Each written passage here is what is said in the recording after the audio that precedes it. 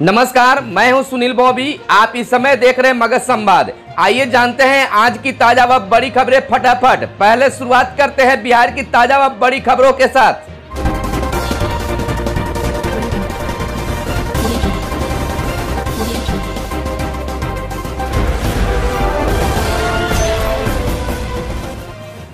बिहार की पहली बड़ी खबर। बिहार के पूर्व सीएम ने यूपी में महिलाओं के साथ बदसलूकी पर जताई नाराजगी। कहा, पुलिस के वेश में गुंडे कर रहे हैं कानून की रखवाली। राबड़ी देवी बोली, उत्तर प्रदेश में है राक्षस राज। आपको बता दें कि बिहार के पूर्व मुख्यमंत्री राबड़ी देवी उत्तर प्रदेश की योगी सरकार पर शनिवार को भड़क गई। महिलाओं के साथ हो रही बदसलूकी पर तीखा वार किया है। कहा, उत्तर प्रदेश में राक्षस राज है। किस मुंह से वो अपने को बाबा और योगी कहते हैं, यह तो ढोंग की पराकाष्ठा है। बता दें कि इन दिनों यूपी में पंचायत चुनाव के दौरान जमकर हिंसा की खबरें आ रही है। इससे योगी आदित्यनाथ सरकार की आलोचना भी हो रही है। राबड़ी देवी ने यूपी सरकार की आलोचना करते हुए आगे लिखा है, पुलिस के वेश में गुंडे कानून की रखवाली कर रहे हैं। राबड़ी देवी ने यह सब लिखते हुए महाभारत के उस दृश्य को याद किया जिसमें दुस्साहस द्रौपदी का चीर हरण कर रहा था। महिला की साड़ी खींचने की अन्य तस्वीरें भी राबड़ी देवी ने ट्विटर पर डाली है। एक दिन पहले राबड़ी देवी ने स्मृति ईरानी सहित 9 महिला मंत्रियों की तस्वीर ट्वीट की थी। उन्होंने साथ में उत्तर प्रदेश के थाने के गेट पर गिरी एक महिला की फोटो भी डाली थी। इसका शीर्षक व्यंग में लिखा, महिला सशक्तिकरण। राबड़ी देवी बिहार की पहली महिला मुख्यमंत्री रही है। इन दिनों वह उत्तर प्रदेश की महिला अधिकारों के सवालों पर मुखर है। लालू राबड़ी का राज जब बिहार में था तब पटना हाईकोर्ट एक फैसले में बिहार के तत्कालीन शासन की उपमा जंगल राज से की थी और उसे तब के विपक्ष ने हाथों हाथ लपक लिया था। इधर आपको बताते चले कि राबड़ी देवी के ट्वीट पर भारतीय जनता पार्टी के प्रदेश अध्यक्ष संजय जायसवाल ने कहा कि उत्तर प्रदेश में जिस व्यक्ति ने महिला के साथ बदतमीजी की वह जेल में है, थाना प्रभारी सस्पेंड है। महिलाओं के लिए यह तत्परता राबड़ी देवी और लालू प्रसाद ने बिहार में दिखाई होती तो बिहार को 15 साल तक भुगतना नहीं पड़ता। बिहार के नवगठित 117 नगर पंचायत और नगर परिषद को क्रियाशील करने की प्रक्रिया हुई तेज। 2022 में एक साथ होंगे चुनाव। पटना राज्य के सभी नवगठित 117 नगर पंचायत और नगर परिषद को पूरी तरह क्रियाशील करने की प्रक्रिया तेजी से शुरू हो गई है। इन सभी में 2022 के मध्य में अन्य सभी नगर निकायों के साथ चुनाव होंगे। इससे पहले इन सभी नए नगर निकायों को पूरी तरह से आकार देने की प्रक्रिया तेजी से शुरू हो गई है। इसमें वार्ड के गठन की प्रक्रिया भी शुरू हो गई है और यह जल्द ही गठित कर लिया जाएगा। 2 महीनों में इसकी प्रक्रिया संपन्न हो जाने की संभावना है। वार्डों के गठन से संबंधित कार्य संबंधित नगर निकायों के कार्यपालक पदाधिकारी करेंगे। इसके बाद डीएम के स्तर से होते हुए यह विभाग के पास अंतिम मंजूरी के लिए आएगा। 1000 से 12000 की आबादी पर एक वार्ड का गठन होगा। इसके अलावा इन सभी नए नगर निकायों के लिपिक, लेखापाल, सफाई निरीक्षक, डाटा एंट्री ऑपरेटर समेत अन्य सभी कर्मियों के बहाली की प्रक्रिया जल्द शुरू हो जाएगी। सफाई कर्मियों समेत अन्य संसाधनों की आपूर्ति ऐसी एजेंसी के माध्यम से होगी। इसके लिए एजेंसी चयन की प्रक्रिया जल्द ही शुरू होने जा रही है। वर्तमान में जितने भी नगर पंचायत और नगर परिषद का गठन किया गया है उन सभी के कार्यालय खोल दिए गए हैं। ये कार्यालय पंचायत सरकार भवन या संकुल संसाधन केंद्रों में खोले गए हैं। जिन स्थानों पर पंचायत सरकार भवन उपलब्ध नहीं है वहीं संकुल संसाधन केंद्रों में कार्यालय खोले गए हैं। बिहार प्रशासनिक सेवा के 2 अफसरों का हुआ तबादला। 3 IAS अधिकारियों को अतिरिक्त प्रभार मिला।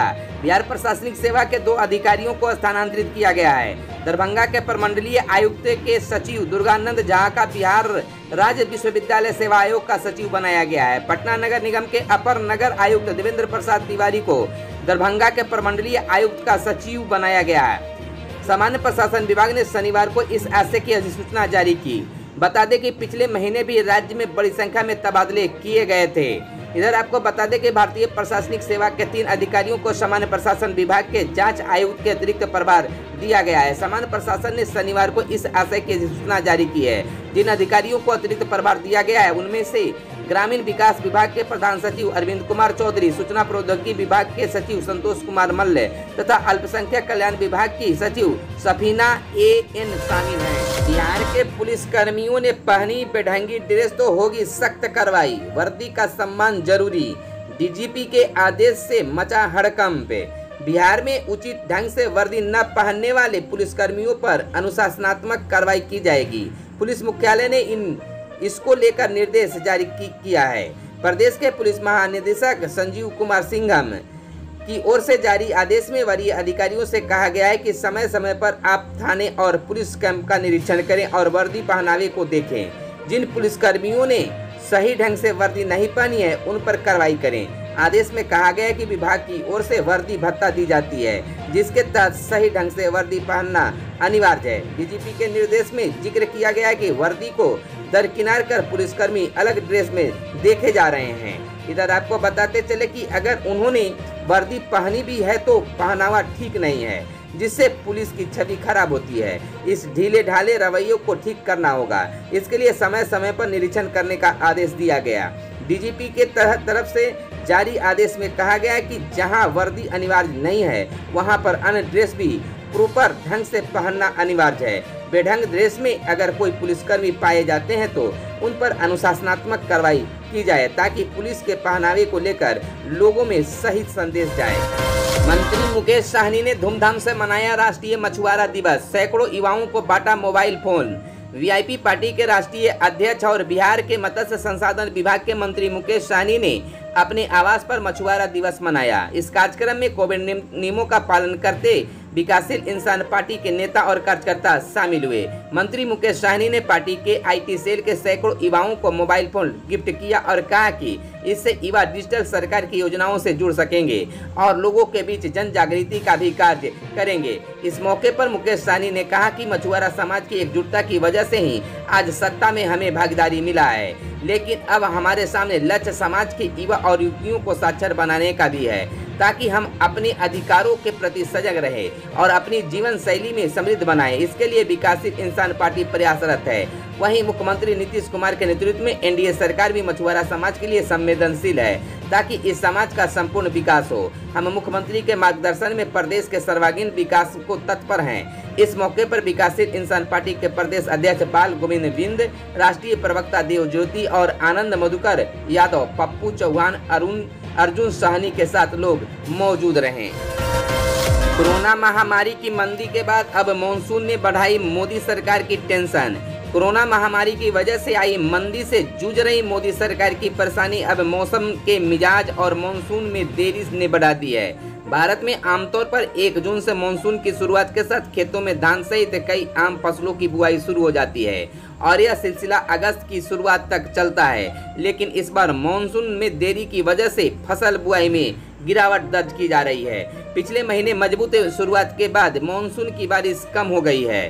कृषि मंत्रालय के मुताबिक देश में किसानों ने इस साल अब तक ग्रीष्मकालीन फसलों की 4.99 करोड़ हेक्टेयर भूमि में बुआई कर चुके हैं, जो कि पिछले साल से 10.43% कम है। मंत्रालय के मुताबिक इस साल 9 जुलाई तक 1.15 करोड़ हेक्टेयर भूमि पर धान की बुआई हुई है, जबकि पिछले साल इस अवधि तक 1.26 करोड़ हेक्टेयर भूमि पर धान की फसल लग चुकी थी। इस साल 86 लाख हेक्टेयर जमीन पर कपास की फसल लगी है, जबकि पिछले साल 105 हेक्टेयर जमीन पर बुआई हो सका था। सोयाबीन सहित तिलहन की बुआई 112 लाख हेक्टेयर जमीन पर हुई है, जबकि पिछले साल 126 लाख हेक्टेयर में बुआई हो चुकी है। हालांकि दुनिया के दूसरे सबसे बड़े चीनी उत्पादक देश में गन्ने की बुआई लगभग पिछले साल जितनी हुई है। दालों दुनिया में सबसे अधिक अनाज उत्पादन देशों में शामिल भारत में 1 जून से औसतन 5% कम बारिश दर्ज की गई है। जुलाई के पहले सप्ताह में मानसून बारिश औसत में 46% कम हुई है।